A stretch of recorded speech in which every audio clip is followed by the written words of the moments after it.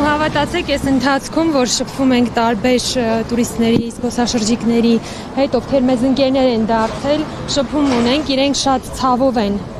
արձագանքում այս փաստին, շատ են տխրում, որ առաջինը մեր սեփականատիրոջ ազատությունն է հիմա խաթարված ու բացի այդ մեր աշխատանքն է խաթարված։ Իրանք շատ ցավով են նշում այդ մասին, բազմաթիվ զանգեր, նամակներ ենք ստանում ու այս միայն մեր հայ ազգի ու